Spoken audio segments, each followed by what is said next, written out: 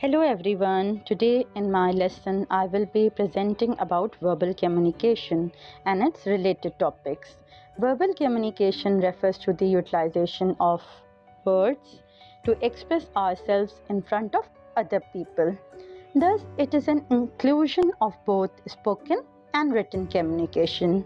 Although most people prefer verbal communication to describe only spoken communication. The verbal part of communication refers to the words that we chose and how they are heard and interpreted. In many personal meetings between people, the starting time of conversation is very important because the first impression has an impact on further success and the future communication. For further communication to be effective, everyone should be aware of the skills of verbal communication, and it has important components like the pitch of the voice, tone of the voice, cadence of voice, which is useful for correct message delivery to other people. And the some other components of verbal communication are also the tone, language, and the grammar. Let's discuss the examples of verbal communication when we are doing active learning, when we are asking for clarification, when we are asking any open-ended questions to gain insights, when we are recognizing and responding to non-verbal cues, when we are speaking clearly and concisely, and also it includes using humor to engage your audiences. Then I'll be discussing the types of verbal communication. There are four types of verbal communication. The first one is interpersonal communication. This is your own route for local conversation. You converse with yourself and express your ideas. You will get greater confidence and clarity in your thinking if you communicate with yourself. It will assist you in making decisions, forming sentences, finding appropriate words, and finding effective methods to communicate with others.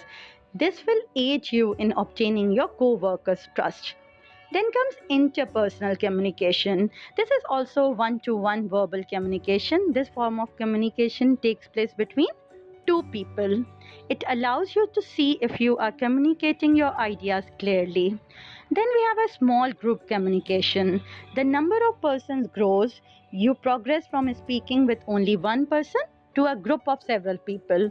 Like team meetings, board meetings, sale meetings can be the examples of small gatherings. Prepare a subject for your small group sessions. You don't get off course. Keep the discussion on track and give everyone an ample time to speak.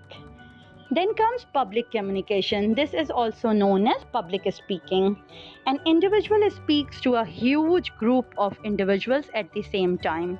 Public communication involves speeches, political campaigns, presentations, and so on. You feel more confidence as a public speaker if you are well prepared. Then I need to discuss about why verbal communication is important. Verbal communication skills matter because they enable you to build rapport with others. It also creates more positive interactions and stronger work relationships. Let's discuss the ways to improve your verbal communication at work. Think before speaking. People often feel uncomfortable with silence, but pausing before answering a question can improve your responses. Take time to reflect and allows you to organize your thoughts into a concise and clear statement. Then use a concise language. Being a second when speaking not only make your message easier to understand but also gets your main points across to the audience sooner. Before asking, ask yourself how you can present the information as clearly as in few words as possible.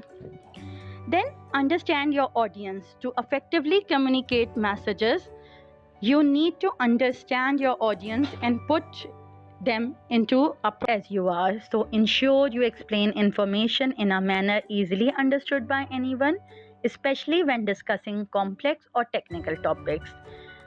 Be mindful of your tone. Your tone plays a crucial role in verbal communication. How you can affect the way your audience engages with you. Combing a friendly and warm tone with a smile makes a positive impression. Meanwhile, speaking in a flat or monotone manner can make you appear uninterested, which can put off an audience. Also, try to vary your tone and use inflection to influence important points. This is a very important technique to focus the attention of your audience. Last but not the least, employ active listening. Listening is an essential as speaking during conversation because it demonstrates a genuine interest in the other speaker and guarantees you understand their needs. As a result, you will find it easier to build rapport and relationships. To apply active listening, give the other person your full attention to ensure you are not only hear the words they say but also the messages they want to convey. This is all from my side today. Thank you so much. Have a nice day.